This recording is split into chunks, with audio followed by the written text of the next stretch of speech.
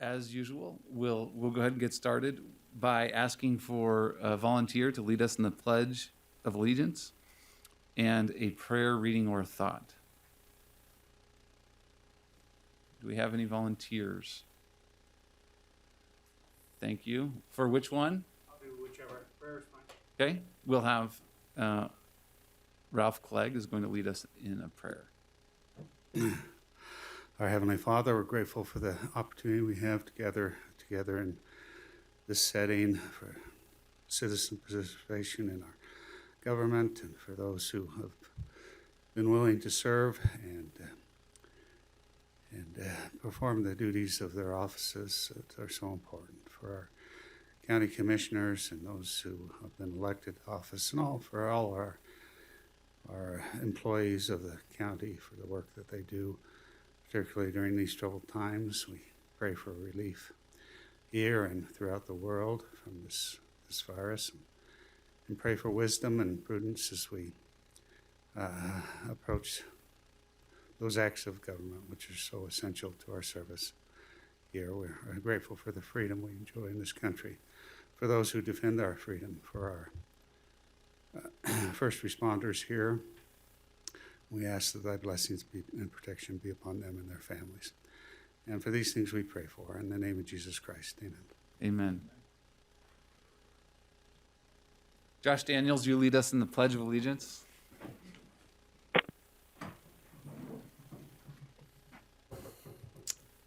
I pledge allegiance to the flag of the United States of America and to the republic for which it stands, one nation under God, indivisible, with liberty and justice for all.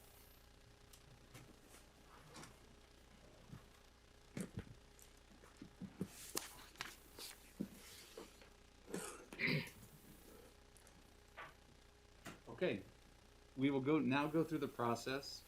Is this mic not working? I don't think that mic's working. We will now go through the process of building our agenda. We have 15 items on our published consent agenda and 30 items on our published regular agenda. The only items we will discuss are those items that we hold for discussion. Everything else will be considered approved on the consent agenda. Okay. Commissioner Ainge, on consent, I have consent agenda item number 9 from Gary Ratcliffe, the county surveyor. He has requested that be continued until our next meeting. Okay, continue to the next meeting.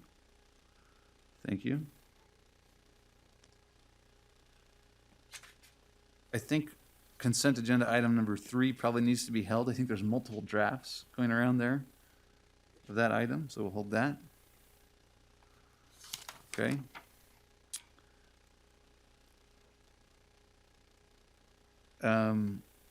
Number 15 on consent, I would like to table. I'm good with that.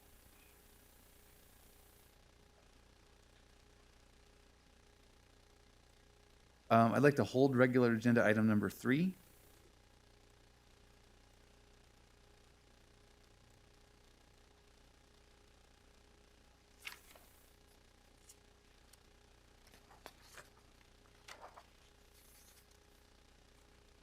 I'd like to hold regular agenda item number 22. I'll pause there. I don't know if anyone had anything between those two items. Yes, I was hoping that we could hold 19 and 20. I'd like to give those the opportunity to kind of explain what those positions will be doing and their role and how they've come about. Great. Okay. And if we could table number 17. Okay. Table 17. And what was the other one that you mentioned? 20 what? So Nathan just had 19 and 20, and then I had 22. 22. Could we hold number 21 as well? Yep. Hold 21. I would also hold 25 and 26. And that's all I have. And Mr. Chairman, could we reverse the order of 26 and 25? To me, it would make more sense to talk about the agreement before we talk about the funding. Okay, so noted. And I agree with that.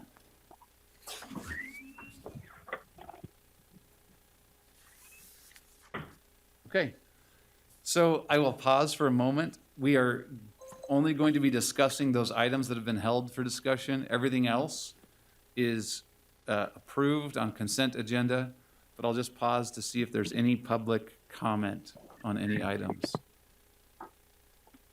This is Dave Shawcroft calling. Item number 6 is adopt or deny. I suggest that you clarify that that's to adopt on consent. Yes, I'm happy with that being to adopt on consent. Thank you, Dave.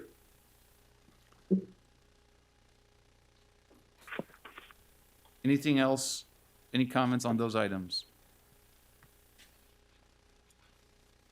Okay, we'll have additional time for public comment later in the meeting, but those are now approved on consent, and we'll move just to those items that are held.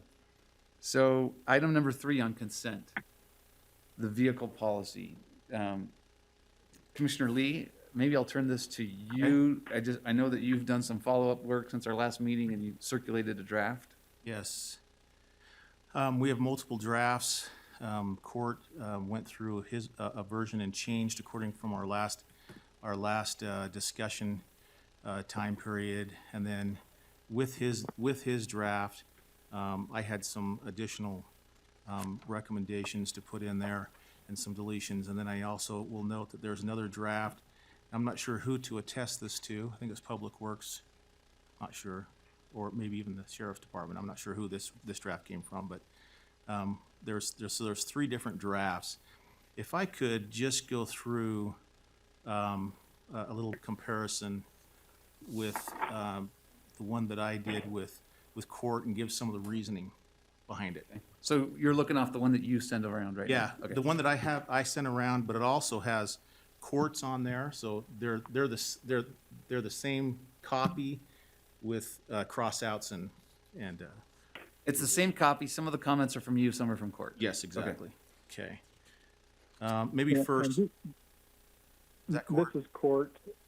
What I did was, from the last meeting, I flagged Commissioner Lee's areas of concern Right. and sent that to him in Public Works and the Sheriff's Office. Okay, thank you, Court. Some of the simple ones, if just really quick on some of the notations.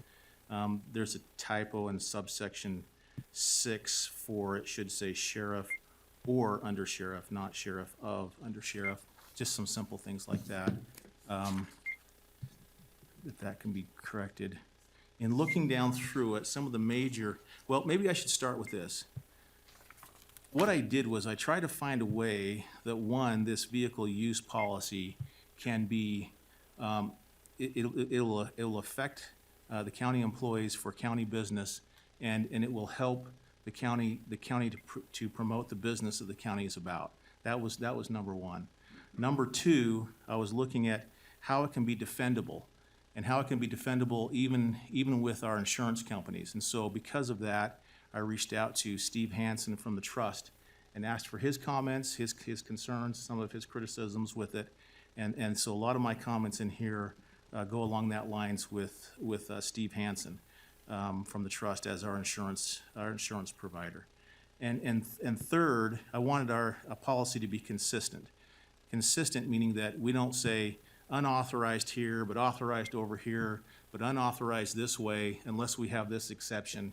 I wanted to be consistent all the way through, and coming from an area where I think right at the very beginning, we say the purposes and objectives, county vehicles shall be used for official business only in accordance with appropriate county codes. And I think that rings, as I was trying to run down through it, rings true in that it's county business only. Some of the things that I tried to steer away from was anything that looked or appeared like it had any personal use attached to it, because personal use is a taxable item or a taxable incident, which I didn't want to even cross that line at all. So with that, if we can turn to section 2, it says authorized vehicles and use and equipment use. There's a change under C, and it's a slight change only, just that instead of putting the vehicles at the very bottom, vehicles that are underutilized or misused may be reassigned, to just move that up and put it with the whole paragraph. Yep. Kind of a simple one. Then if we can go to, this is under 2F.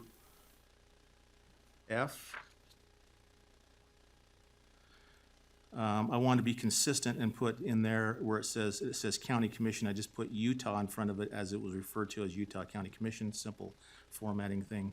And then under 3, the use of county vehicles by employees, and under number 1, originally Utah County Commission was striked out and just left to department head or designee. I think that's inconsistent with all the language that we have in here, in which we're building upon that the county commission is responsible for the policy, and so anytime we're looking at uses, we define what overnight uses of vehicles are. We talk about on-call, performance and emergency jobs and responsibilities, and I feel that the county commission, as that policymaker in there, should be left in as that group that is also all the way through this whole document. And Commissioner Lee, I appreciate the work that you've done to run it by our insurance policy and the vast majority of these changes. This is one where I may take a different approach and just say, I actually like a couple of the other areas where you insert the commission. Here on a day-to-day use or these day-to-day exceptions, I would be comfortable having it be the department head. I personally don't think it would be appropriate for a sheriff's deputy to call or reach out to the county commission for an exception. And we may not be able to respond in time. And so I'm comfortable making that exception a department head level exception. Let's read through it.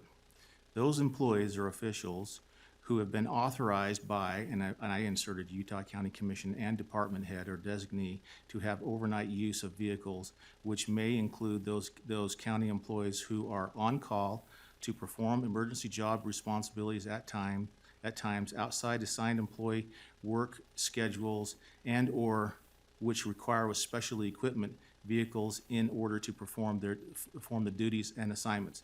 This is not a statement of work. This is a statement of which we would go back to and we actually look at and say what those are. And I think that we're actually doing that. This is a duplication of efforts that we're already doing when it comes to the authorized use of vehicles. I see this as 2, because we actually go down through and define what the authorized uses and unauthorized uses are, by the county commission. So that's how I see it. I see it as a statement, not as a use of determination of who gets to use the vehicles necessarily outside of the policy. So my second one, and this one is in number 2, it says any county employee may, on a one-time basis when authorized, and I inserted in writing by a supervisor, take a vehicle home overnight to achieve efficiencies in performing assigned duties or travel on the next workday. And this one is left up to a supervisor. This is more of a day-to-day operational thing. There may be a time in which they need to send them home with a vehicle, and the vehicle goes home so they can get up the next morning and be ready to go. Whatever the case may be with that, it should be a very limited use. And the reason why I think it's important for us to put it in writing is so that when we get our reports back on a semi-annual basis, we can see a pattern of usage of a vehicle. And if that usage of vehicle or an individual seems to be using that on a more regular basis, maybe it might be considered that we change a policy in essence to let them actually use that vehicle on a more permanent basis. And so I see that as a mechanism for us to actually use, and it's not us that, I mean, it's the supervisors who make that determination, but that we can see that. And then if there is, unfortunately, someone who uses vehicles in an inappropriate way and it has not been done in writing, then the county has some protection. On number 5, I crossed the on-call employees completely out, and the reasoning behind that is because we already define on-call in section 3A1 as a use that by employees. The only thing different in this with this statement than what we really have is in the last little bit where it says may permit their spouses and children to ride as a passenger when on call. And again, when talking with Steve and others on this, it contradicts, our policy contradicts itself in many respects where we say it's for county business only. It is not for personal use. And yet if it's being used on a personal use basis and then taken and it's being, and we're transporting people there, it contradicts. For instance, just right below, under the unauthorized use of county vehicles under 1, it says, Utah County vehicles and motorized equipments, this is under the unauthorized, to transport family members and other employees or private citizens for personal business or recreation is prohibited. So we have that example of that being in there, and yet the only thing that this on-call of employees does is it permits the use of spouse and children to ride along as passengers. I would, if you're on call, there's a certain geo boundary that you have, that you're supposed to stay in a certain area. You can't leave town. You can't do all those things. If you're going to a game, there's no reason why whoever's going to go there in the county vehicle can't go, and the personal individual can't go in their own vehicle. And if they have to leave, there's no disruption with them. I mean, we're saying that we're going to drop them off, their spouse and children off in a safe place. And I just question some of that in the sense of if we're talking about time to get to accidents or incidents, we're actually expending time, probably not in county business.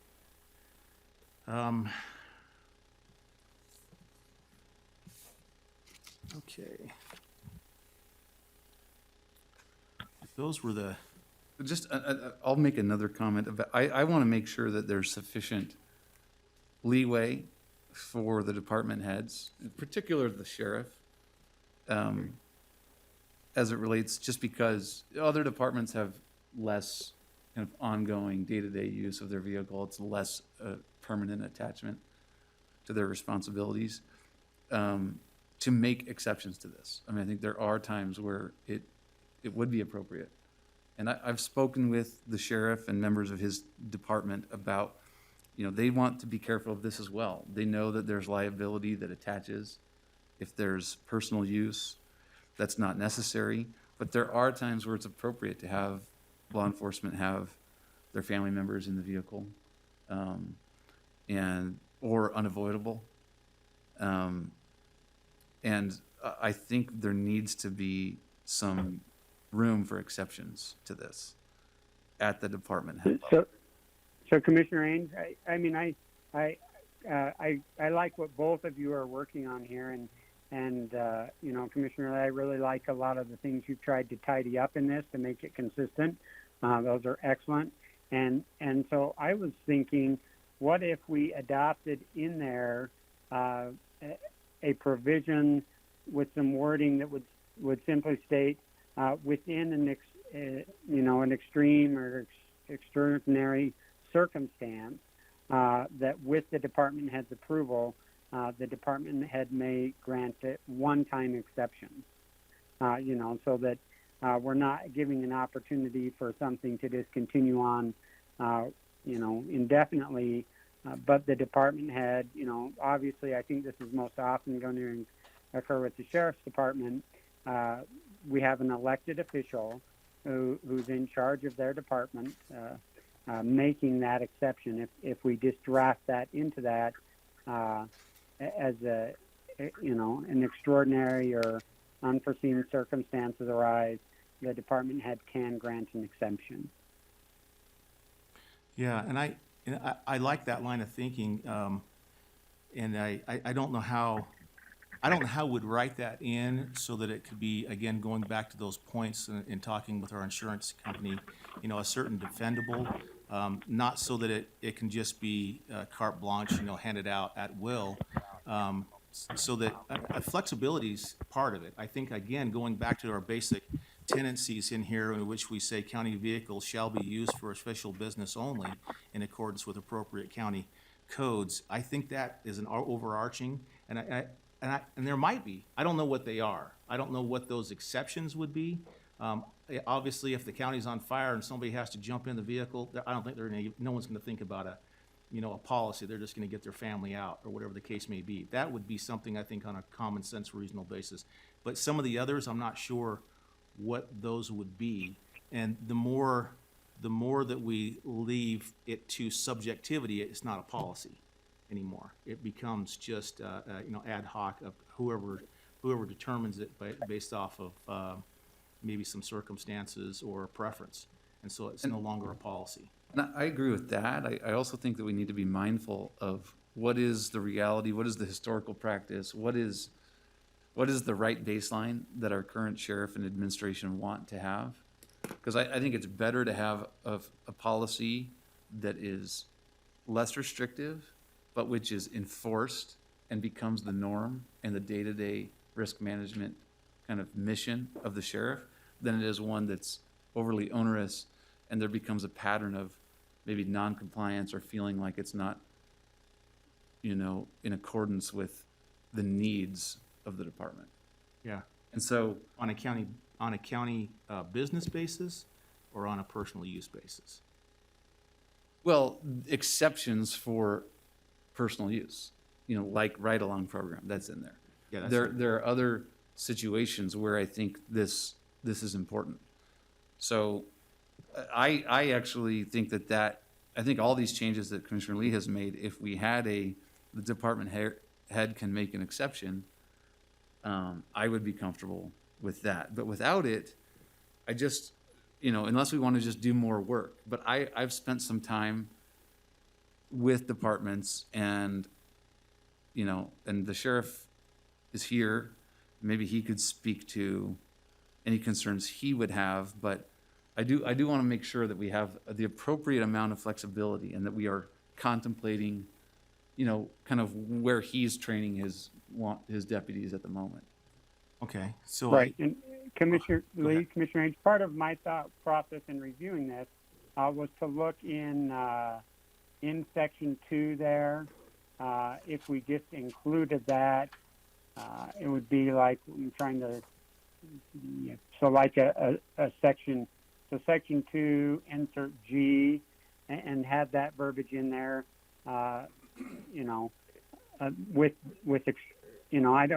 look to court possibly for the exact verbiage, to where we, in the event of unforeseen, unpredictable, types of circumstances, the department head, it can at that point in time make an exception.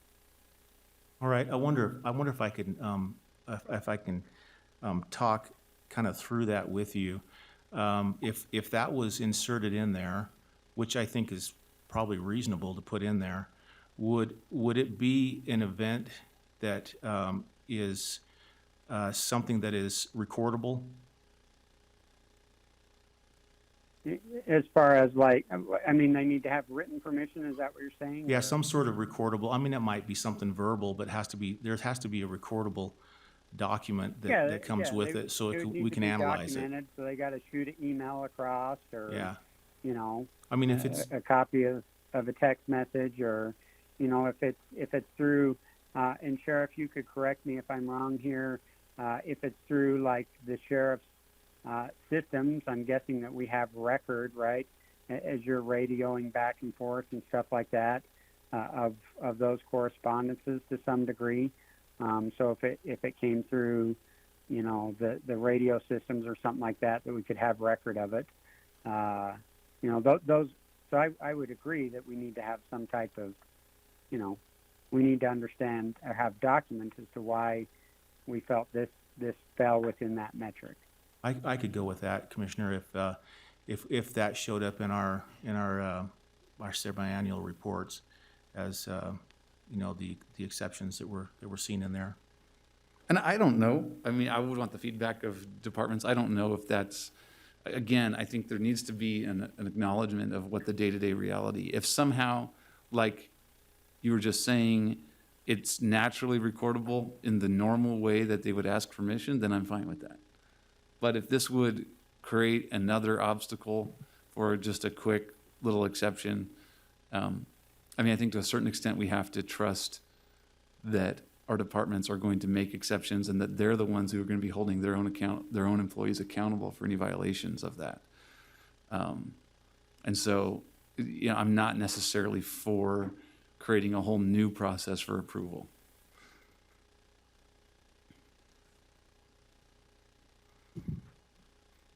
Yeah, so I again, Commissioner Ivey, I'd be for putting something like that in there if it was recordable, so that it could be analyzed. And, you know, it's not like this document can't be evaluated as we go down through it. Commissioners, Sean Buffton with the Sheriff's Office. We've been working on this with Richard and Glenn for several months. So I think there's a lot of common practice I think that we got to talk about. And with one of the, in section 3, when officials have been authorized by the department head or designee to have an overnight vehicle, that really doesn't affect us at the Sheriff's Office as much as maybe it would affect Richard or Glenn in Public Works. Our deputies take their assigned cars home at night anyway. But I can see for some reason like that, you know, if Glenn or Richard need to have a drainage ditch put in Nebo Creek up the mountain, and one of their guys lives at the mouth of the canyon, it's gonna be easier for them. Trying to get written permission to just do that on the fly in the morning, hey, take your truck home, seems a little, it just, I don't see where it doesn't happen a lot. And I've been here a long time, and it just doesn't, I don't see that happening a lot, in my opinion. Maybe I could be wrong, but, and then the other part on the on-call, that's not personal use. I think we're confusing the on-call with personal use, and it's not. If you're on call, you're required to be in your vehicle so that you can respond to a homicide, a SWAT call, a sex crime, any kind of crime. That's why we have the on-call detectives, the on-call search and rescue people, on-call SWAT, on-call a lot of different things. So you're required to be ready to go and respond to anywhere in the county in a very short time. And so all we're asking is, and this is common practice, it's been like that since 1994 when I started here, is let's say you're gonna take your wife to dinner at Ruby River and she can ride with you to go to dinner. If you get a call, and I've had this happen to me numerous times, I have to leave and I'll have to leave her at the restaurant. Or if it's not anything dangerous, she can ride with me to go do my assignment. I think that seems kind of crazy that we wouldn't allow that to happen. Why would we want our employees to have to, you know, have your wife drive her own car to go to dinner or something like that? So I think we're confusing a little bit of that with, you know, with personal use when it's really not personal use. You're on call. You're required to be in your vehicle, if that makes sense. So I have a question for you on that, though. You're talking about with the sheriff's department on-call, but this is countywide policy. Right, And right. so the on-call is not the same countywide. But if you're on call for Public Works, wouldn't it work the same way? Well, they're not, you were saying that they're gonna be sitting in their vehicle on-call. And so there's a lot of times in which we have on-call individuals that could be home, or they could be other places, and No, it's I'm- not necessarily in their vehicle. I'm not saying sitting in their vehicle. I'm saying if you're on call, then you're in your vehicle. You take your vehicle home. You're not sitting in your vehicle. So if you're on call and you and your wife decide to go to Ruby River for dinner, you have to drive your on-call vehicle to Ruby River. That's part of being on call. That's Yeah. why. So it seems silly that she couldn't ride with you to the restaurant. If you get a call, then you leave from there. And I assume, I mean, Richard's not here, or Glenn, but that's, We're on the phone. that's the way that it's kind of always been at the county. That's common practice. If you're on call, you take that vehicle where you need to go. Yeah. It just, I mean, I don't see why, again, on-call means that you're technically on duty, you're on call. You are. That's not an event that happens all the time. It may happen to some more than others, depending on circumstances and what's going on. But it would just be an exception that if you decide to go out to dinner or to a movie or to a basketball game or whatever, it would just be, a certain deviation that you would be under in the sense that if we're gonna do that while I'm on call, it would be a little different. And that way, it would fly consistent with a policy all the way through in trying to say for county business only. And the thing I'm trying to get away from is that we flirt a little bit with personal use. And if you're going from a place of residence and you're going to another place over here, I don't know how the IRS will look at that for sure on the way of personal use. It could be, and I'm talking countywide. Right. It could be looked at as that was done under personal use. Now, in reality, I get it that you're going there anyway, right? Because you're going to go there even if your wife or your husband or whoever drives their own vehicle, you're going there too. And so the mileage or the use of the vehicle is about the same, but it looks a little different, I think, if you're for personal use. I think If this you- is more about the county policy and what's right from a risk management perspective, which these concerns are very real. And I think the sheriff would be the first to acknowledge that, having, for the vast majority of the time, these vehicles only used in official county business is a key priority in risk management and keeping his department safe. But I don't think the IRS is a factor at all when it comes to incidental personal use. It is a factor when you're talking about providing a vehicle that is not necessary really ever for a job description, then that becomes part of their compensation. But when it's clearly part of their ongoing job responsibilities, but there may be incidental personal use, we still have to make sure that we have good county policy governing that. But the IRS is not going to have any taxable issue on that. And the IRS is clear that it has to be a part of your benefit package, your compensation for, city managers. Some city managers get a vehicle and they can drive it anywhere, but that's part of their compensation. But that's not how it is with us. Yeah. I mean, politically, it'll be looked at as personal use. I mean, If then a we could deputy call- shows up at a movie theater with his family, there's a political look that it's. There's two things to that. I mean, and I'd like let sheriff speak to that, but I've heard a story of, like, on one case, having law enforcement out about in the community is a good sign for our community to see our deputies out doing things. On the other side, personal use, and I know that sheriff was the first to discipline this, and in fact, I can't remember if this was as sheriff or in your previous role as police chief, where someone was clearly doing something recreational with their official vehicle, pulling a trailer or something, and that's clear violation of policy. I didn't mean to cut you off. No, and Sheriff Smith, you're correct, and that was, over the years, I've disciplined on vehicle use policies several times. The reality is, policies are in place, and no matter what we put, at some point, they're probably gonna get violated, and the strength is enforcing it. And I understand where you're coming from. I think there is a public perception side to it as well, and that side I worry about, because you're right. If somebody's going to a show and there's a marked unit sitting out in a parking lot, there is a public perception side of, why are they bringing this car here? I get that. At the same time, I think you'll have an equal, if not more, amount of people, especially in the day and age we live in, that are going to go, I feel a little bit more comfortable going to the show tonight because there's a cop somewhere in there. So you're gonna get both. But I think on the on-call, one thing I just wanna bring up is, I believe the on-call rate right now is like $1.25, something like that. On-call is not a fun thing to do. You know, it's not like it's this privilege to be able to be on call.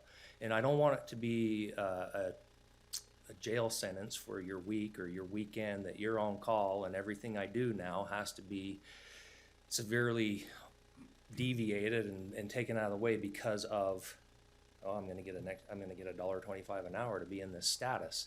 To me, that's not worth it. So I get both sides are being argued, but at the same time, when something happens in this county, we need our deputies. And I think the Public Works can say the same thing. When something happens, we need them there. And when our citizens are having it happen to them, they expect them there. You know, and I've been in situations personally where I've had a SWAT call out, and I've had to drive 30 minutes to get back home, to get in a car, to drive another 30 minutes right back out to about the same area I was in to be part of the solution. So I know there's this juggling act. What I would ask is, as a sheriff, I was elected to run the sheriff's office and to use those resources efficiently and effectively. And I took an oath, and I will do that. Ultimately, you know, to insert all of these extra levels of, you know, you can ask your department head, but now you also got to ask commission if you can do this. Well, let me run my department is what I'm asking.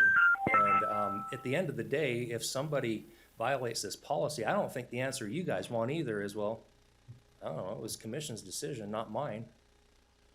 So, you know, you guys aren't there watching that department. I am. That's my job. So my ask would be, let me do that and give us solid policies. You know, I am not for personal use of government equipment. I don't support that, but there's got to be this balancing act of doing our jobs and being able to use the resources available. And I do agree that in doing that, there's always going to be some sort of perception out there. No matter what we do, somebody's going to say something. So let me work it through with you on this on-call then. I see some flexibility in there. What makes sense then, trying to juggle that back and forth? Is what is written here makes sense? And I realize you're speaking for the sheriff's department, and not necessarily for public works or the fire marshal or anything of that nature, but what makes sense for your department? And this is Richard. If I can jump in here really quick, I just want to echo everything the sheriff has said. I think he's hit it right on the head. I may not be an elected department head, but I am an appointed one, and I have to answer to the commission. I'm appointed by the commission. I can be unappointed by the commission. So I feel like I am as accountable as an elected official in that respect. And we do try to manage everything in the department as best we can, and to try to do it in the most cost-effective way we can for the county as a whole. And I think that there's those day-to-day decisions should be on a department level, so that we're not burdening the commission with that kind of stuff. That's what you've hired us to do. So I think that's what we should be doing, is doing that on a department level. And let me just add, and I don't know if this is the direction you're going, but it's important to me because I don't want to spend my time taking complaints about this sort of thing. That's, you know, in the grand scheme of what I do, I don't want to field a lot of complaints on this. And so that's why I would hope that the commission can have a little bit of trust that as an elected official, as a department head over the sheriff's office, that I'm going to err on the side of being conservative in this. And some of this language, honestly, you know, if we wanted to come up with something in there that to minimize certain things, that, you know, if we're not feeling comfortable about some of that language, to put something in there that, you know, because personally, yeah, it's going to look bad when you see a marked patrol vehicle going down the road with wife and kids sitting in it. And honestly, I haven't seen it here. I can speak from my last job. Depending on the employee, there weren't very many. You'd come across one or two, and we'd handle them. That even like to do it. I never like to put my wife and kids in a marked car just to drive around. I don't want them there. But you're noticed. You're somewhat of a target, and I didn't like having them in there. So I think that's, I don't know. I don't know if I'm speaking. For me, that was something I didn't like to do anyway. But for me, it's important that that would be minimized, but at the same time, I do need these on-call positions. And I also, on the other hand, I don't need a struggle with my employees to say, well, I'm not gonna do this, $1.25 isn't worth it for me for this hassle. Yeah, I'm trying to find a balance with you on it, because I think there is some flexibility in there for it. I'm just struggling with what it looks like. Most of the deputies or sergeants that are on call or even above are in unmarked vehicles. Most of this, just the regular patrolmen aren't on call for anything other than maybe they're on a SWAT team. But generally your detectives, those kind of guys, our search and rescue guys are marked units. But again, and like the sheriff says, he had a problem over in Pleasant Grove.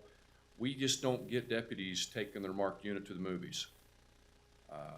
I've been here Just doesn't happen. a year and And a we'll half deal with now, and that. I haven't had a complaint yet. So So I can't stand here and say it hasn't happened. I don't know. I haven't received a complaint on it, though. I'm not aware of anything. one interesting thing, and I'm not even sure who to, normally we might be looking to the lawyers. I know Commissioner Lee, you drafted some of this. We've all been through this now. When I'm looking at the draft that came over just before the meeting, it still has this on-call employee section back in there.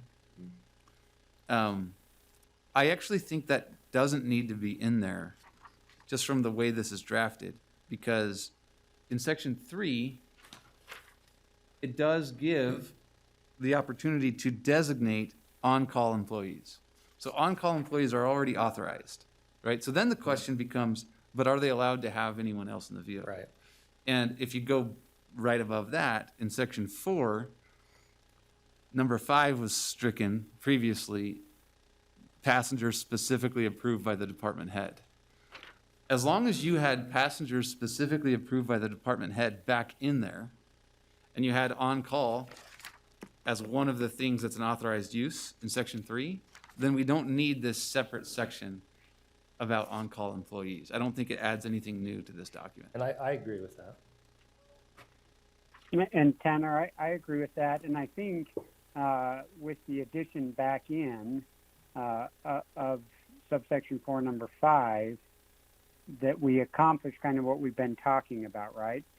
And in that particular instance, the sheriff or Richard is going to have to, if there is an incident, they're going to have to come, to us and to the public and make their case as to why they granted that exception.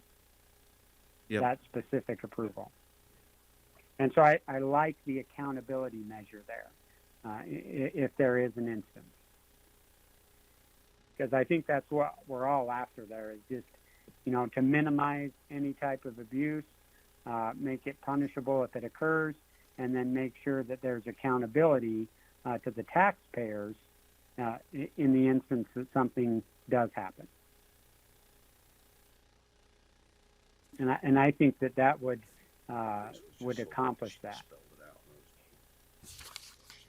So I'll just ask this question. I can see where it's going on this. Passengers specifically approved by the department head. That could be different, right? Depending on department heads. But what would that be? I mean, what would that look like maybe in your department versus Richard's department? And the reason why I asked that question is when I worked through this with our insurance company, those are the questions they asked me. They said, when you have a sentence in there that it says approved by department head, but it's not in the policy of what that approval looks like, it's not really a policy. Well, and I think what that's why section 5 was in there, to try to spell it out a little bit, but. I can address it from what Public Works would look at on something like that. Let's say we have in the springtime, as we're doing flood control stuff like that, oftentimes our highest flows on the streams are in the night. 10 o'clock to 2 or 3 o'clock in the morning, and we ask guys that are on call to go out and take a look at some of those structures. And what we've asked them to do is, if they can, this is what the practice has been for many years, is that they can take their spouse with them, so that they have another set of eyes with them as they're out around a dangerous situation.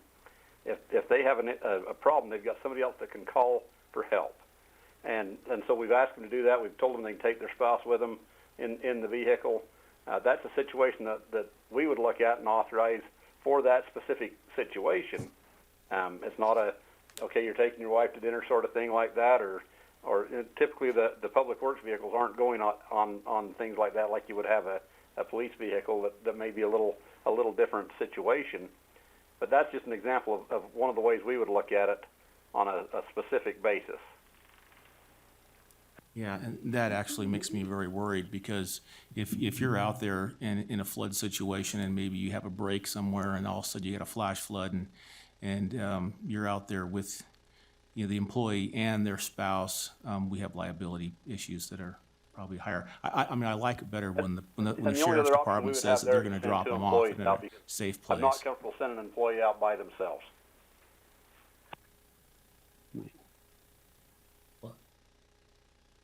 Yeah. Yeah, and I can, throw myself under the bus here. I can think of incidences where, for me personally, if I'm going to a function, for instance, search and rescue invites me to one of their functions or their awards function or whatever it may be, and they say, hey, Sheriff, you and your wife are invited. I don't drive 2 cars to that. I take my wife to the event with me.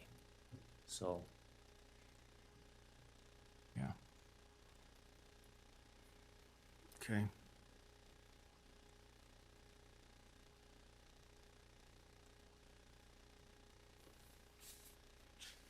Again, I think we're heading in the same path, for the most part, trying to get there.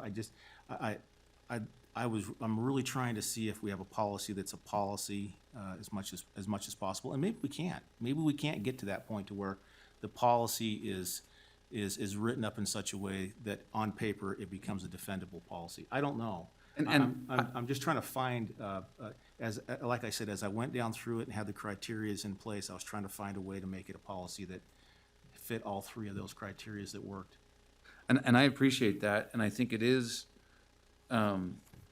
we could go one of 2 approaches. I mean, one is we continue to have this dialogue. I don't think we should take the entire meeting here to do that, but we continue to have the dialogue with the various department heads and make sure that their feedback is incorporated in here to say, does this policy as drafted, where does it bump up against common practice? And that not just common practice that might not be authorized, but common practice that the department heads actually think is important.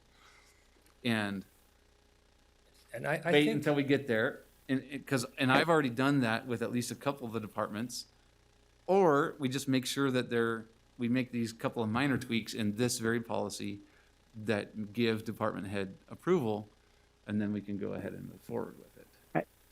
I guess my question, Commissioner Lee, so from my understanding, like, I'm basically supporting all of your policy with this, instead of striking subsection 4, number 5 out, just leaving that in. And then we're essentially following everything else you've done, because in my conversations with the department heads, I think that's what they're after, is just, the ability to, within this policy, if need arises, make that exception. And I'm saying that, that particularly the sheriff's department, and I believe that our appointeds as well are going to act in a responsible manner there, because 1, they're either an elected official, or 2, they're directly accountable to us if they screw up. And so, I think we can get there if that seems to be workable, and if there seems to be a consensus on that. The draft that we have with putting that number 5 back in gives some flexibility to departments on that, at least, for the ability to do something there. Maybe we should at least move forward that far. And I don't know how you are feeling about section 3.1 with adding the commission approval in there as well. I would ask that be left out, and again, we leave it to department head or designee. Well, again, for me on that one, this does not look, I do not see this as a day-to-day operation. I see it as the use of county vehicles by employees as a statement. It is Utah County Commission who is ultimately one of those that are giving given the permissions on a broad scale. I don't see it as micromanage. I don't see that as a So micromanage part. I hear what you're saying, and I agree I, with that. could we ask Dave? I'd really like to get Dave's opinion or Court's opinion on that, because I fully agree. I don't want to micromanage this, and so I'd love to hear Court or Dave's opinion on that. Well, this is Dave, and I think you're right that as a general principle, the county vehicles need to be used for county purposes. But on those occasions where it's really is a de minimis type of use, I don't know that causes great concern. I think that's just part of the reality of how the use happens, where it's still of benefit to the county. Then it arguably is still, in essence, pretty much a county use. So if you go to the extreme to where it's completely a personal use, someone takes their county vehicle and goes on a trip for a vacation or a break somewhere, that's a whole different story. But where it's directly to the government use, it's a little different. Specifically So on the in Section 3, Number 1, what effect does adding the Utah County Commission in there or leaving it out have on the overall policy? So does that mean that we are going to, as a commission, have to approve any type of usage, or is that simply stating that we control the overall policy, but individual decisions are left to the department heads? This is Court. The commission in the policy already approves the assignment of the vehicles to departments, and there's a semi-annual report on vehicle use provided to the commission. It seems to me like the provision we're talking about really goes to the day-to-day operation and would designate which employees in the sheriff's department have overnight use. And if there is a situation where commission approval is needed, what does that look like? Do we have to put this on commission agenda, or do we have to send some emails out and get 2 of 3? Or No. It seems to me like it's a little more takes a little more permission and loses some flexibility for the departments. Well, I'm gonna Okay, because counter that a little bit. that's what If I can- want to avoid. I don't want if a public works guy's got to take his vehicle home overnight because we're anticipating flooding sometime during the course of the night, that they've got to get 3 commissioners, 2 of the 3 of us to sign off on that. If that's a day-to-day decision like that. If I could add just an example, right before I left to walk into this meeting, Emergency Manager Q here came in, and we were talking about our hotel situation for the homeless with COVID-19, and we need to provide security for that hotel. So, case in point, right before we left here, I just gave the approval for a vehicle to be assigned to the hotel location to 2 deputies who are not assigned vehicles. They're judicial deputies. Will find a vehicle, they'll be assigned it for this operation. It's gonna sit there at the hotel. And for me, to have to worry about, well, I need to make sure commission is okay with this, just sounds a little bit too much. So It's not needed. So Court, the reason why I'll counter on that is because we talk about overnight use, which we address. We talk about on-call. We talk about specifically equipped vehicles, and this statement here has all those in them, but they're not the operation of how things work. Later on in the document, it talks specifically, and it says for overnight use that a supervisor has the ability to designate on a one-time basis for overnight use. In the sheriff's department, the sheriff and the sheriff and undersheriff, they are the ones that determine who gets those vehicles or not. And so I see this number 1 statement as basically that it's the county commission and the department heads in essence saying these are the uses of county vehicles by the employees as a statement, and then the specifics of how that's done is laid out in further out in the document. So I don't see it as a day-to-day operation, and maybe anyway, I just don't see it as a day-to-day operation statement. Well, to me, it kind of seems like both. Like I hear what you're saying, that at once when you're outlining who will maybe have access to it, that's a one-time thing. Sheriff knows every, deputy who's in patrol is going to have overnight use. And so that's just designated one time. It's not a day-to-day matter. Yeah. So I can see what you're saying, but I don't know how you're dealing with, but yet the example Sheriff just gave was a good one that does seem pretty day-to-day. That would be problematic if that example required our approval. Or the on-call, I don't know if you can designate who, I don't really know how that works, but if on-call, if who's on-call is changing from time to time, then that does become a day-to-day designation. Well, we could put something in there, it's not day-to-day operations. Maybe that's what we put in this statement. I think the fact that it can be obviously interpreted both ways is problematic for a policy. Yeah. So maybe, that's true. But to Court's lead-in point, when he addressed this, he said that there were two other areas where the county commission is approving the assignment of the vehicles. And I think you made those changes. And those were the two areas where I do think it was a good insertion to put the county commission in it. And because we have those two protections, I do think in this one, we can take this one out.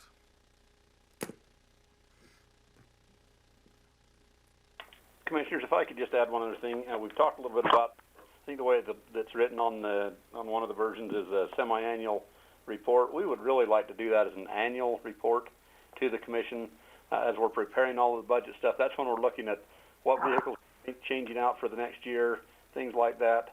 It does take an awful lot of time to prepare that report and to try to see where everything's at. That is one request we would like to make, is to have that be an annual report rather than a semi-annual. Okay, maybe we should address one thing at a time. See if we Yeah, can. personally, I feel like we need a more robust process there. I'm trying to give department heads a lot of flexibility here and to use their judgment, but those one checkpoints that we do have, I think we need to do a better job of making sure that during those few times or a couple times a year, we are actually checking in.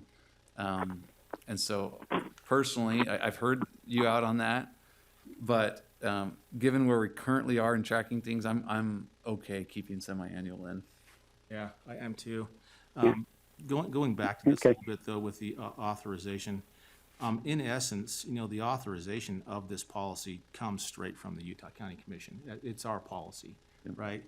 And so it says those employees or officials who have been authorized by, and the authorization ultimately comes by. So we're talking two things. We're talking day-to-day operation, and we're talking ultimate authorization from county commission when it comes to the policy itself. And then we're talking about day-to-day operations in circumstances like the sheriff just pointed out. I think those are the two things, but we've got them mixed here.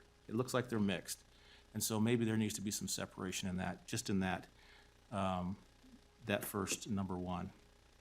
However that's written, we could separate it.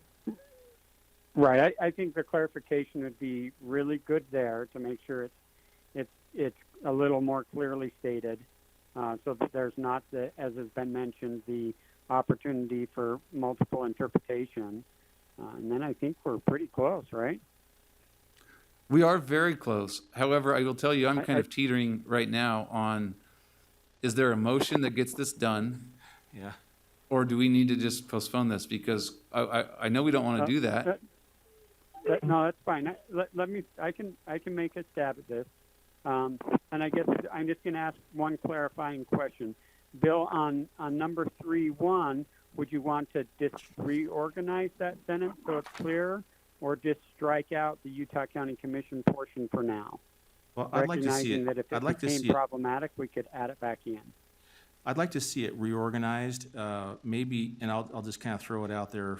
Those employees and officials who have been authorized by Utah County Commission and the department heads or designees, maybe we put a period in there, because what it does is it ties the policy all the way through, consistent with Right. both department heads and with the commission, that we have a period in there. And then somehow, I don't know how we put it in there, but we give the flexibility, maybe as stated, as stated in the future document when it comes to day-to-day operations for overnight use of vehicles, which may include county employees who are on call. I'm trying to separate it. You know, if I separate Right. No, right there. I like that because I think that accomplishes what we're after. We're clearly showcasing that the first sentence, by putting a period after designee, means that we're referencing the whole entire, policy as authorized by the commission and the department head. And then with the verbiage you just used there, then we're clarifying that the department head, has the day-to-day operational authority. Okay. I like that. And then we just add back in 4 or 5 rather than striking that, and I think we're there, right? This is Dave Shawcroft. I guess my recommendation would be to just continue it for a week and let court reword it in accordance with what you've expressed today, so you have a final document to approve. I mean, we're talking about 2 sentences, but okay. I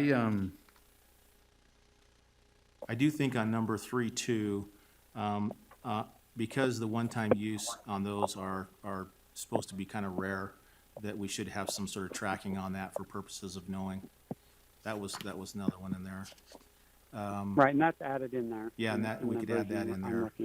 I And don't I mind like that. if It makes court sense. wants to put the language together on it, if he kind of understands what we're saying, then we'd cross out, would add in, Commissioner Ivey, on number 4, would add person or specific, passengers specifically approved by department heads, add that back Yep. in, and then we'd Yep. just cross out number 5. How about this? I'm actually going to make a recommendation that there's too much moving here, but I also don't want to continue this. I know that we've worked on it for a long time. So my suggestion would be that there's a motion to table this item, that during the course of this meeting, court or someone else tries to draft the changes that we've discussed. We can review it, and then when we come back into our open meeting after closed session, we might be able to address the final version. I'm fine with that too. That works for me. Okay, this is court. On 3.1, the understanding would be that we leave the county commission in, put a period after designee, and then after that, the rest of that would be modified to allow the elected official or department head to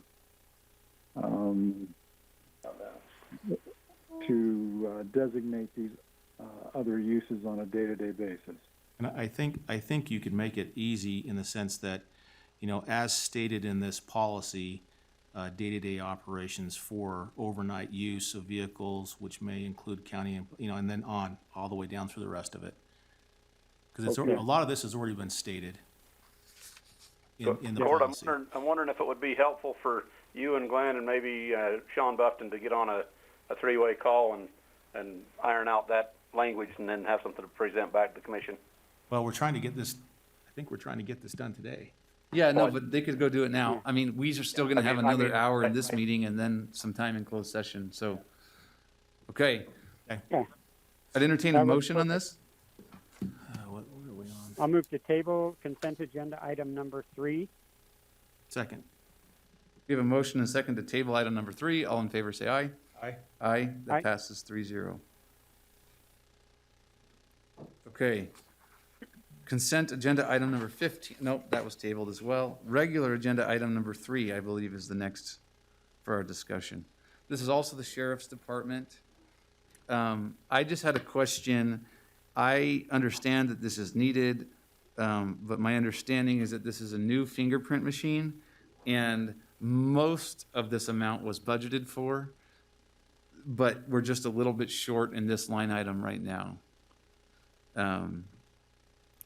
And so, I certainly am okay with the sheriff moving funds from another line item to cover this difference, but I just wanted to note there's a shortfall.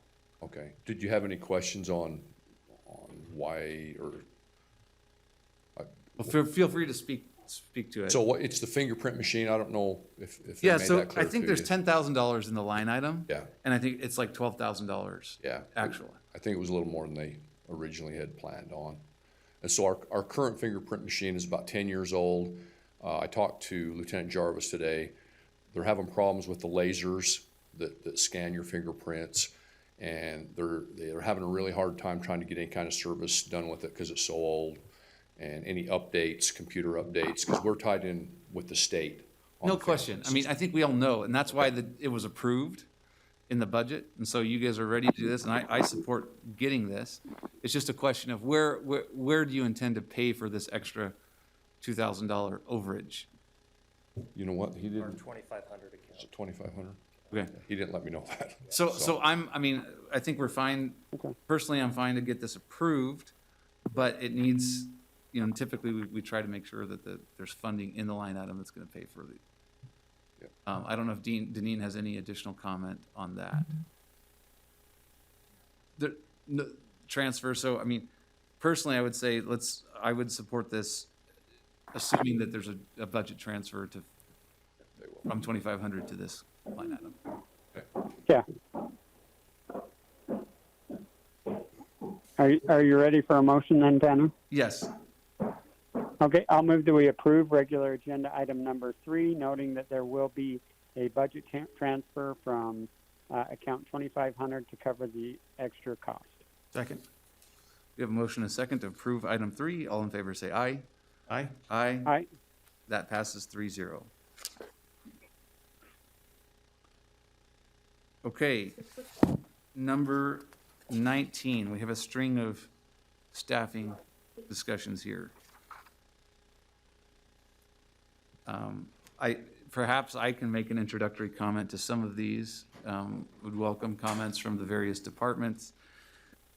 We have received funding from the CARES Act from the federal government to deal with COVID-related expenses that the county is experiencing. The clerk auditor's department, IT, I know are both working overtime to deal with COVID, and there are a number of positions that need to be addressed so that we have better IT systems and remote capabilities during this time, better access for government to serve our residents via the website rather than having them come in during this time.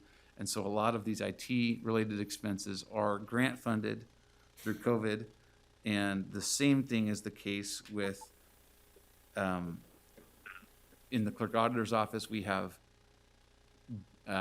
personnel that are needed for a very unique election, primary election that we're going to have. And that is, the cost of running that unique operation is related to COVID. And we have employees in the finance department that are going to have to process this grant and track all of these expenses from the various organizations. So there's certainly a lot happening. This is very, very unusual, but all of these positions, I believe, maybe there's one or two exceptions, are not being paid for out of our general fund. So that's the note I wanted to make Right. At the front end. So if I can, since I've had extensive talk with Patrick and with Amelia too, and I just want, since we're talking multiple issues on this, for our record, I want to make sure that I say this once, but it will go on for both these, especially with the COVID-19.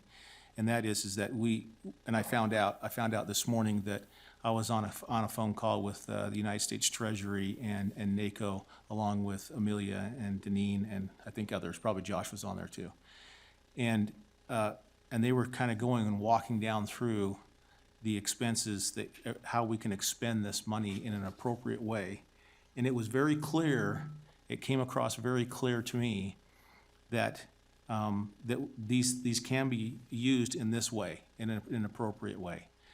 But it was also very clear to me that there is a line, and that line is a pretty bright line, in the sense of, especially when it comes to employees. They took a look back and they're taking a look forward. And so, and this goes for both these issues, or both these departments, and that is that when they come to work, they're working on the COVID-19 stuff. They're not working on other things that we had budgeted money for. They're not taking the place or working over and above somebody else's, designated job, or we're not supplementing, a certain area. It's COVID-19 related, and we have to track it. Whenever we put the codes in for the pay, it can't be something in the sense of, well, we had them here an extra 4 or 5 hours and we put them on something that we already had budgeted money for. That's not gonna be, and I mentioned to Amelia this morning, when you ever went back to Senator Hatch's office, he had tape right down the middle of his office because he was on leadership on one side and then just, a senator on the other side. And those two offices could not mix. They could not, he said it was against their rules for them to cross that taped line. And I think that we've got to do the same thing when it comes to this, because there will be some sort of an audit. Sorry, dry throat. Later on it. And it's important for us to, when we do that with, especially with employees, I think they're going to be the most scrutinized part of it, on where they were allocating their time. And it has to tie back to COVID-19 specifically.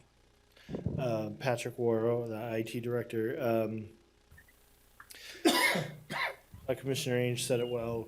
We have two main focuses for these positions. One, either helping county employees work more effectively and securely remotely, which was a new thing just thrust on us. If you've been to the parking garage, there's probably 15% of the people actually able to work in the office, and we still have county functions that are mandated that we need to do. So there's a lot of work building up our IT infrastructure and internal programs to give that access so our employees can continue to do their job, providing those services to the county. We don't know when this is going to end. We expect, like everyone else, to sort of ebb and flow a bit, but we expect this to be a new reality for some time.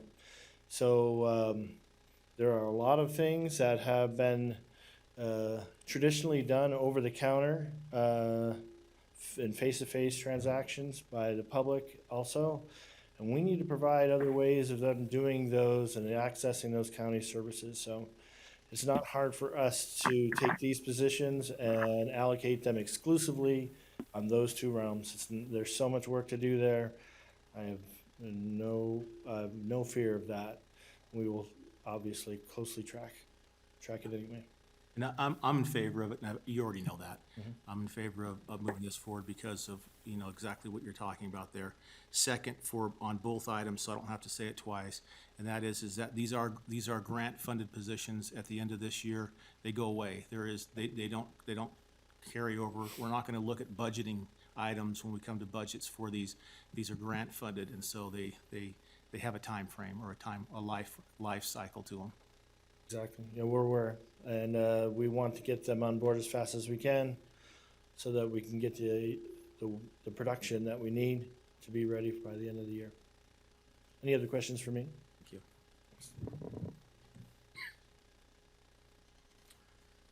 I'll make a motion if we're ready. I'm ready. You bet.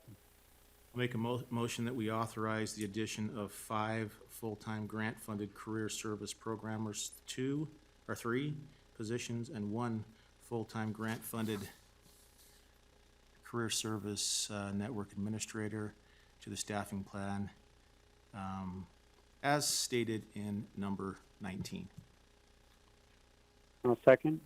We have a motion and a second to approve as stated in regular agenda item number 19. All in favor, say aye. Aye. Aye. Aye. That passes 3-0.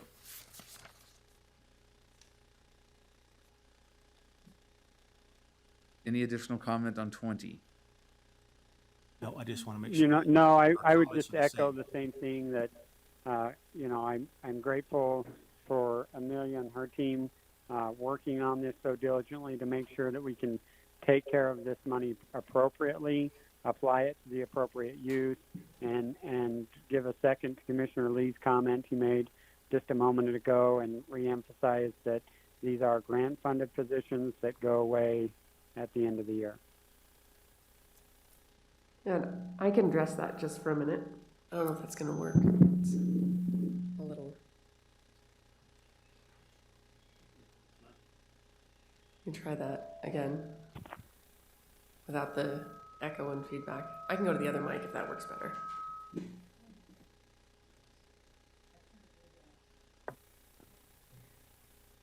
I'll come up to this mic. So just to address those really quickly, one of the main things we're going to be doing is documenting. The U.S. Treasury was very specific. There is a broad directive on how to spend this, and it's a lot of it is at the jurisdiction of the legislative body of you. But we have to have a lot of documentation, and we have to have every dollar has to have justification and documentation. And while I support that, obviously we're spending taxpayer dollars. We need to have those things. We don't have any bandwidth in our finance division. We don't have excess people. We don't have extra positions. We don't have any bandwidth from running the county as is. So these positions will allow us to use, to have the documentation that the U.S. Treasury is asking for without paying a bunch of overtime to our people and further exacerbating any of the situations they have. So that's a large part of this, is just because we don't have any bandwidth to handle this, and that will help with that. The other part of this is, as far as these being grant funded, I think that we all know that these positions will go away when the situation goes away. In the meantime, I don't think we're gonna have a hard time filling these positions because we have really good, amazing, hardworking people in our communities who have lost their jobs because of this situation. And this gives us the opportunity to give them a job that has health insurance, that will get them through until the economy can recover. So I think it's a win-win. We don't have the bandwidth. We grant fund these with the COVID funds. We get our community the support that they need utilizing the funds from the U.S. Treasury. And in the meantime, we're providing members of our community with meaningful work until the economy turns around and they can regain their employment that they had previously. And I'll just state that I think your situation is a little bit different. There's some of those positions that are kind of close, and it's going to take really diligent effort on your department's part to make sure that separation is a clean separation there. Yeah. Because So, for example, like accounts payable, they'll be working on all the invoices that have COVID marked on them. Right. And there are a lot of those. and the marriage one or the Yeah. BOE one, those Yeah. those can easily Yeah. be. And the marriage one, we just ran our numbers. We're running 166% increase year over year on marriages at this point. So we can absolutely show that increase started in March when the COVID situation happened. I mean, when it comes down to it, when you're the only county in a 5-state area that can issue marriage licenses, you tend to have an uptick, and we have 166% increase uptick since COVID started. Yeah. So that one, we absolutely can show that to that increase. And I think, and this doesn't deal with your office, but I think as a commission, we're gonna have to sit down and make some decisions, because as I understood it from that discussion yesterday, they have placed this as an executive, in the executive realm, and not the legislative realm, that may be- which is an interesting, interesting thing, because in an executive realm, we don't necessarily do budgets things, are as much, I mean, you can do things without it being in an open and public meeting, but I would suggest that we are as open and public as possible, even though it is gonna fall underneath the executive hat and not the Yeah, legislative hat. and these positions that I'm asking for, one of them in particular, the COVID budget manager, I would say that person's charge will be to be a resource to you, to know how can these be spent, is this a proper use of spending, and help in that area and document that. And I don't think anyone has a problem with that being wide open. The other thing we need to consider with this is there's a lot of areas where we don't have social distancing ingrained into our processes. From everything from the way we serve the public, for example, in the treasurer's office, there's a line, there's no social distancing, the way we have that line set up, that may need to change, down to the way I process ballots. Currently, the way we process ballots is we take 40 people and we shove them into a small room. We put up 8 tables, we stick 5 to 6 people to a table. That's not 6-foot distance. So we're gonna need more space. We're gonna need twice as many tables. Instead of 6 people to a table, we're gonna be able to have like 2 people to a table, 1 on each end, right? So we need more space, we need more tables, we need to work 2 shifts. So there's gonna be some physical infrastructure that will be a part of this, just because we have to put social distancing ingrained into our processes. And I think that'll help with that oversight as well. Because we all know that viruses can jump 5 feet, 11 inches, but not 6. but not 6. So we're gonna take I'm a kidding. 6-foot I'm just table. kidding with that, but We're gonna take a 6-foot table and we'll put people on each end of that table instead of putting 3 on each side. Right. So, do you have any other questions? No, thank you.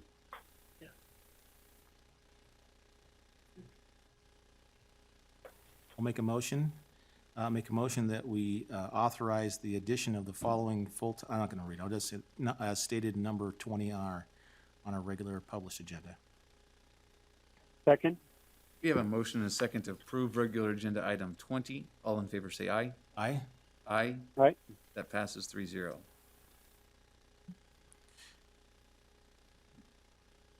Okay, number 21. Number 21. So I have a simple question on 21.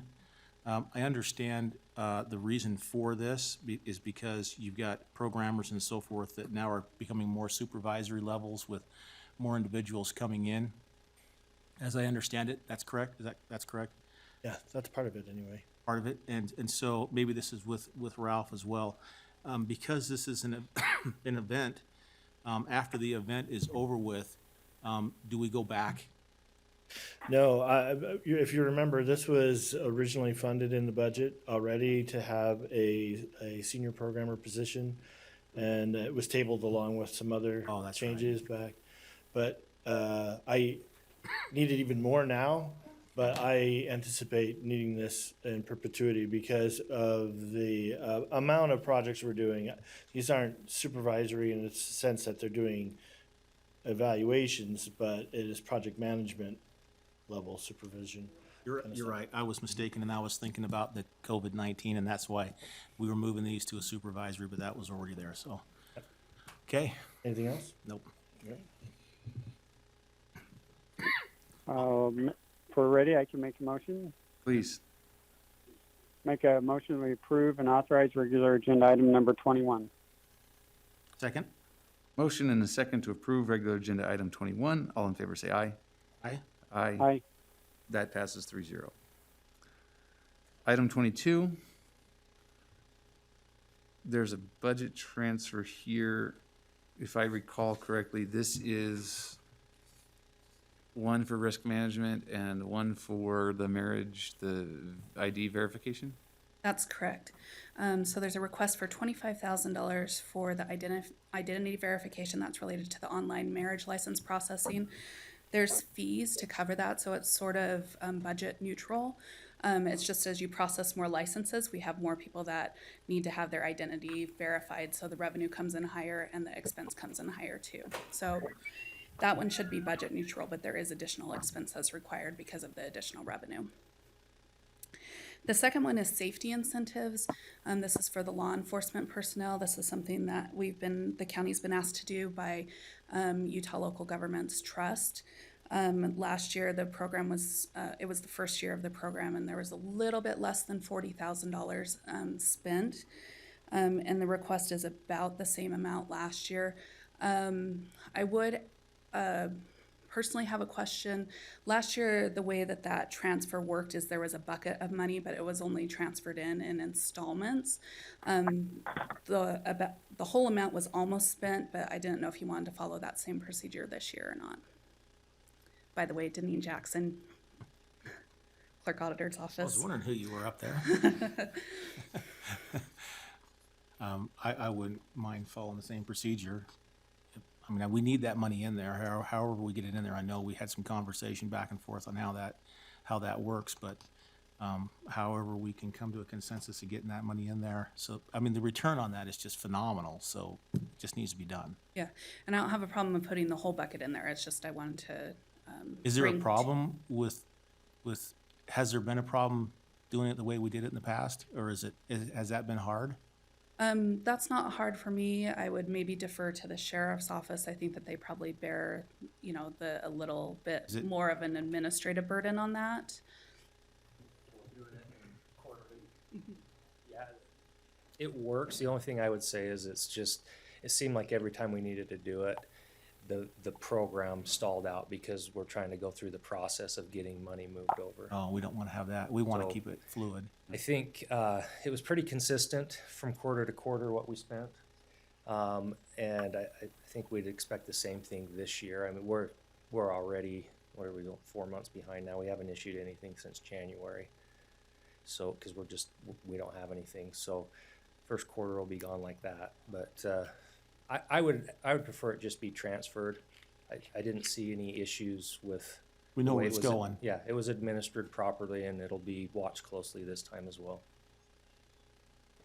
Okay, thank you. I would be fine approving that. Now, on the marriage licenses one, I want to make the note that as Amelia just mentioned, I think we clearly have seen a rise in online marriage. This is only used in online marriage applications, is that correct? That's correct. And so, other counties are not even able to issue a marriage license right now.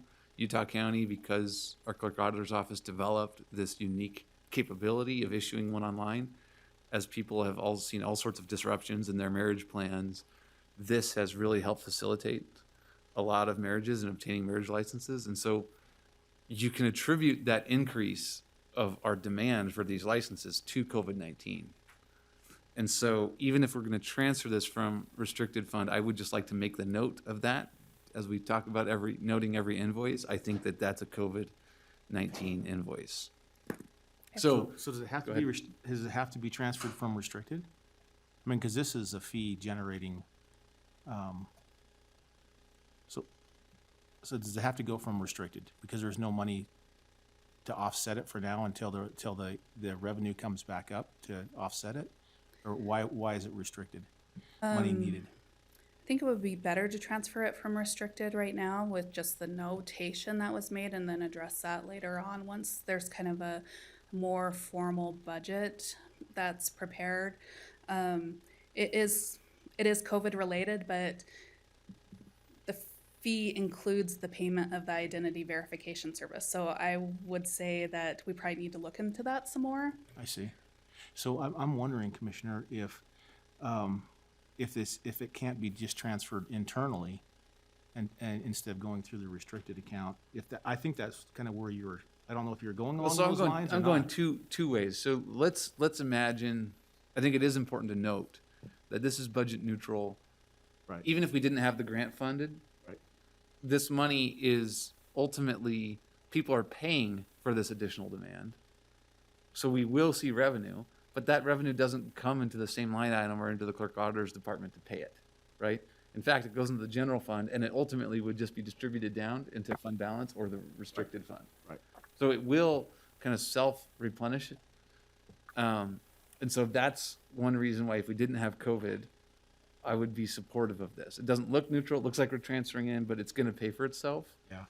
But the point I was making is, and maybe I agree with Deneen, we could still just do this as a transfer, keep it in our general fund now, but with the notation that if we do more due diligence and it truly qualifies for COVID-19, that instead that is a new increase in our budget that is related to COVID-19 so that we mark it with the grant funds. Okay.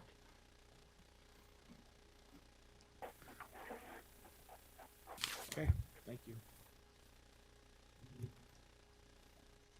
So ready for a motion? Yes. On number 22, I'll move that we approve a resolution transferring funds between the departments of Utah County as stated in number 22 on our published regular agenda. Second. Okay, we have a motion and a second to approve item number 22 with the notation that one of those items is COVID-19 related. All in favor say aye. Aye. Aye. That passes 3-0. Okay, we'll turn to actually regular agenda item number 26 per Commissioner Ivy's preference of order. I don't know, Commissioner Ivy, if you want to make a comment here on 26. Yeah, I'm happy to comment. Obviously, this is what I view as a needed item. These expert witnesses in these cases are very common and needed, and so I didn't have any problems with the agreement, as I think it is part of the process of prosecuting these particular types of crimes.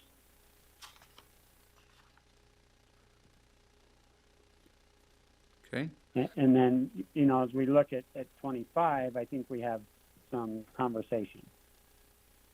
Okay, I tend to agree with that. My hesitation is also on 25. On 26, I'm ready to support an agreement that our county attorney deems as necessary as he pursues certain cases and matters. I think the funding of that is within, I would look for the county attorney to look within their own budget to find a way to pay for it. So, No, and Go ahead. I'll just also mention that, had some long conversations with David on it, and I think for the purposes of prosecution, that this is needed, for the prosecution to prove their case as an expert witness there. And so, either way, no matter how we look at this thing in the way of certain amounts of funding, there's got to be this, the ability for the prosecution to bring on their expert witnesses to testify and appropriately for the case, so they can prove their case. okay, If you're ready, I'll make a motion, Commissioner Ainge. okay. I'll move that we approve regular agenda item number 26. I'll second. We have a motion and a second to approve regular agenda item number 26. I'll make a comment. This is somewhat out of order. Again, I just want to be clear, we have had the standard in the past that we only approve these to the extent there is funding in the line item to pay for it. We just had that conversation with another department earlier. And that being said, anyway, sorry, so we have a motion and a second, 26. All in favor, say aye. Aye. Aye. Aye. That passes 3-0. Moving to regular agenda item number 25. Again, go ahead, Commissioner Ivey. Well, for me, I think that as this is a typical, or maybe not typical, but an understood expense that comes from the attorney's office, before we look to funding elsewhere, I think it's good fiscal management to have the department look within their own budget and find that money initially there through some revenue sources that they currently have. This is Dave Shawcroft. I think David Levitt is available to address that issue. To have the department look within their own budget and find that money initially there through some revenue sources that they currently have. This is Dave Shawcroft. I think David Levitt Is that the case? available to address that issue. I don't know, but we're getting some feedback from someone on the line. Let me mute. Can you hear me? Yes. Yeah. I agree with the proposition that, if we can find it in our budget, we need to find it in our budget. Now, and there, because we've had a little bit of time with some lawyers with the position unfilled, that might be something we can do. But my concern is that every year, I believe, obviously this is my first budget year, but every year, I believe there has been a restricted account in the county attorney's office for these expert witness fees. It was included in our budget as a priority. And so, to me, it's something that this is going to be an ongoing discussion. This is a $25,000 contract, or up to a $25,000 contract. There will be more. We may certainly be able to fit this amount within monies that we can find within our budget, but we're not going to be able to. At the end of the day, as we go through this process, we're going to have to come and try to find monies either in your rainy day restricted fund or somewhere else, because this was just something that has always been in the county attorney's budget, and the reason why that is because we need experts to prove cases. Why it was left out, that's I don't know. It was certainly part of our request, as it has been for years. Yeah, appreciate that perspective. I would also note that the county attorney's office got the largest increase in many, many, many years during the budget process. And so I do think it's fair to look and actually my challenge is that this is a relatively small contract, and I do not want to create the precedent where this continues to happen. We had a similar conversation with the Public Defenders Association. We looked at their contract. It did not seem, we'll get to what actually has to be done, but it certainly wasn't in the county's fiscal interests to have a contract which paid a base amount but allowed for extraordinary expenses at any time to come back to the county. And so I think the point is, when we set a budget, we ask those to try to manage and work within that budget. And I understand that and agree with it. And let me say again, one more time, or an additional time, thank you for the budget increase. We're grateful for it, and it's something that we needed. But as we deal with line items, our budget increase went to new employees, and the change here is because, or the discrepancy here is because something that has been funded for years simply wasn't funded. I mean, to have no money to prosecute cases is a little bit of a problem for us. Now, if moving forward, if we all understand that we're going to try and exhaust our budget resources, then what I need to have is the leeway to be able to transfer, and I would hope for your support in being able to transfer between line items as we need to be able to meet those shortfalls. Well, I think Yeah, you for, have that for me, leeway. Dave, that's an easy one because I think that's just good management. And so if you have stuff within your line items that you can transfer around to meet those shortfalls, I am generally, very happy to try and help with those, if they're within your existing budget. Yeah, and probably 90% of our budget is employee related, and so those transfers would naturally, because we have some gap there before we fill those, that's where that'll come from. But thank you for approving the contract, and we'll continue to work with you to find ways to pay for it. And if we get to a point where we can't find it in our budget, then we'll have the other conversation. Thank you. All right, thanks. It's ready for a motion? Sir. I'll make a motion that we strike number 25 on our published regular agenda.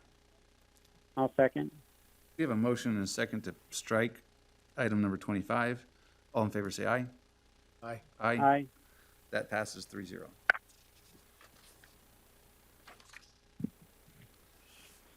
Okay, as it relates to closed meetings, my understanding is that we need 27,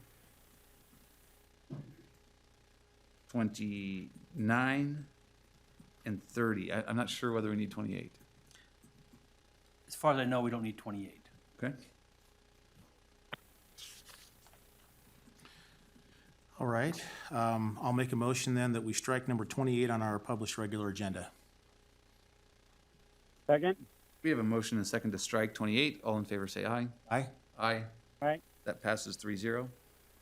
I'll make a motion that we approve and set a date, time, and location for closed meetings as stated in number 27, 29, and 30. Second. We have a motion and a second for, as stated. All in favor say aye. Aye. Aye. Passes 3-0. Okay, it looks like we have one scheduled work session. I don't know if there's any. Yeah. one Dave, you prepared to still speak on the to. line? He was on the I- line earlier. Okay. I am on the line. You talking to me? Yeah, no, Dave Shawcroft. Yeah, Yep. okay. Yep. I'm gonna get off the line. It Yeah, is, Yes, this is Dave Shawcroft.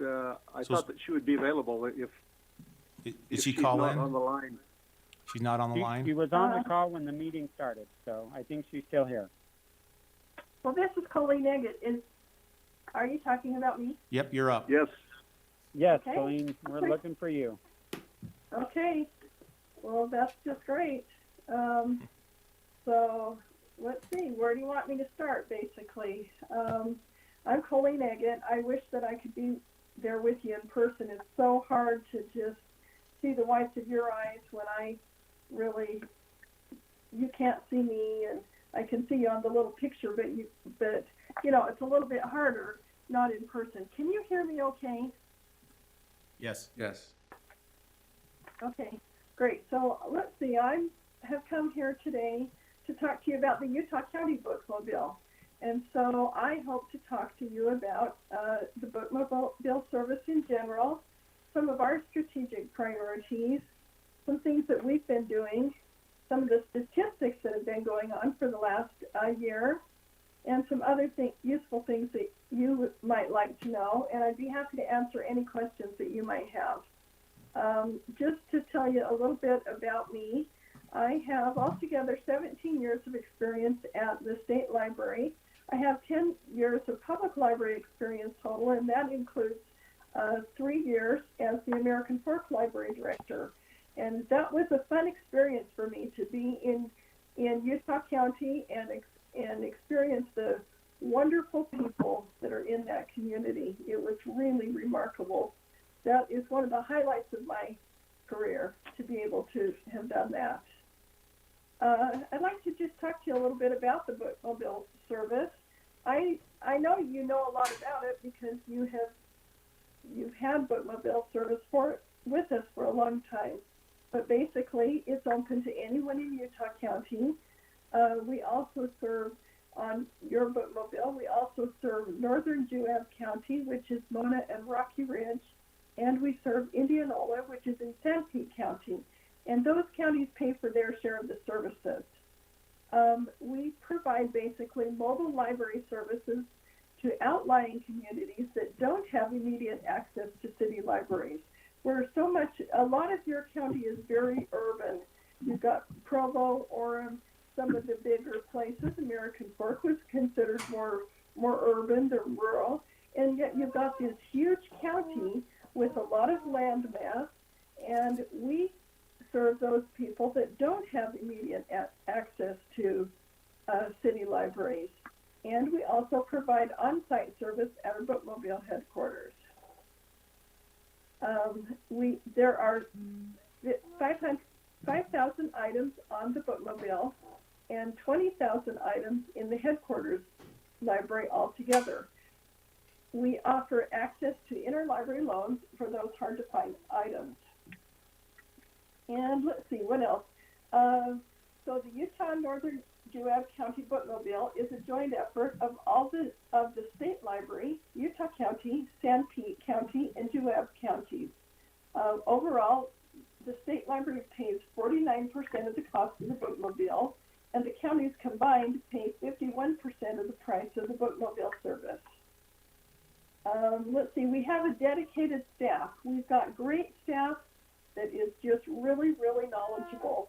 I've always felt like the staff that we have, which is Sean Bliss and Terry Lynn Simmons, I've always felt like you have the cream of the crop of the Bookmobile service staff. They know their stuff. They're on their game, and they do a lot of good things to help the rural citizens in Utah County. Let's see, as far as do you have a question? I almost thought I heard a question. As far as Bookmobile stops, our Bookmobile makes 19 stops and serves 14 communities and 3 schools. And on the Bookmobile, we have books, movies, Wi-Fi, and other items. A person can get get a library card on the bookmobile and then have access to all of our online resources as well. And that's what's been going up, especially since the COVID crisis, as you can well imagine. Our headquarters are in Mapleton at 125 West, 400 North in Mapleton. And like I say, we offer 20,000 books that rotate on and off of the bookmobile. And there in the headquarters, we also offer story times, children's activities, summer reading, homework help, public Wi-Fi, public computers, printing services, and study spaces. There are a lot of things that this small headquarters library offers that a person that doesn't live in some of the more urban places can come in and get some services out of the headquarters library. We also, through the bookmobile, we have online services which are available 24/7. So a person comes in and gets a library card, and they've got full access to 50,000 items, which includes ebooks and e-audiobooks, e-magazines, crafting resources, auto repair, school report materials, genealogy materials, and all kinds of other things on the online services. And these are what have been so important in this COVID environment. Do you have any questions so far? Nope. No Not for questions. me. So far, so You're good. doing great. All right. Well, let's see. Our strategic priorities. Our priorities are to build literacy throughout the remote areas of Utah County, where you've got so much going on in your bigger urban cities with your big colleges and universities and things like that. And we've got this huge area in Utah County, and we would love to build literacy, and that's what we're in the business of doing, promoting that literacy all throughout all the different areas of the county. Our priority is to provide information access where somebody can come on the bookmobile, talk to the bookmobile librarian, and get that piece of information that they're looking for, or get some help for how to find it. We offer homework help, we support lifelong learning, and we also offer computer and internet access both on the bookmobile and in the computer headquarters. And this has been really important for our people that we serve as well. Let's see, I'll tell you a little bit about the statistics, and I will say that I do have a statistics sheet that I would be happy to email out to you that can give you a lot of information. But last year, for example, we checked out 69,000 items to 2,824 people, which was a 14% increase in the number of people that we served. And the average person checked out 24 books throughout the year. Let's see, we also checked out 20,732 ebooks and e-audiobooks, an increase of 9% over the previous year. And for Utah County, we drive 7,400 miles per year. So that's a lot of driving to a lot of different remote places around the county. And like I say, I do have full stats that I can share with you if you'd like to drill into some of the details for some of the stops and what's going on in a specific situation. Let's see what we do. We serve people on the other side of the digital divide. It's just so interesting. Probably most of the people in your room and most of the people that might be online and listening in, you might have a smartphone that's loaded with things, and you can get a lot of information for what you need. But sometimes the people on the other side of the digital divide, where they really can't afford the internet service, or even if they did want to afford it, it's really not available on their small ranch or in their small town or in their experience. So we serve those people that need the service the most, basically. We go out to remote places where sometimes the people that use this service have the bookmobile as their one lifeline. There's no other place that they can go to get a book for free and go home and sit and read it and appreciate whatever content might be in that book. And so in some ways, I feel like we're serving the last mile. And that's an important mile. It's important to those citizens to be able to get some resources that they can do something with. Do Okay. you have any questions so far? No, thank you, Colleen. We do have some more agenda items. Is there any other main points you want to get to? Okay, let me just see if there's any more. Well, Colleen, could you briefly address the COVID benefit for the next year's proposed contract? yes, So we have been off the road basically since mid-March, and we have decided, since this COVID thing is hitting, that we would give all of the counties that do business with us a COVID relief grant of 50% of the contract price of last year's contract. So in your case, that turned out to be $40,061. And so we'd like to do that. And then there's another thing in the contract that, see, we're hoping to have a soft opening on June 1st. And we just don't know what's going to happen on this COVID thing, and nobody seems to know. So we did put something into the contract that says that if we're off the road, like for example, if we're off the road for the entire month of July, and what if that extends to August? Well, we don't know exactly what's going to happen. It feels like you've got to lose the timeline in some way. So at any rate, so if we're off the road in July, then we would adjust the contract for the second half of the year so that we would not be paying, we would not be charging you any money for the time that we're off the road from July 1st until the end of the contract. So we just have to see how that would go, basically. Okay, thank you for that report. That's very helpful. Okay, thank you. Do you have any questions, or is that good for now? Good for now, thank you. Good, thank you so much. I really appreciate you covering the COVID issue. Okay, thank you.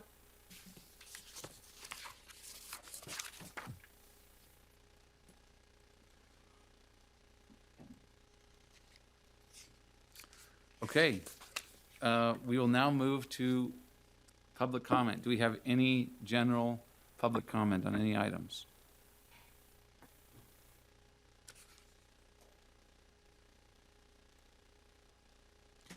Seeing none, we will move into our closed session. Thank you, everyone.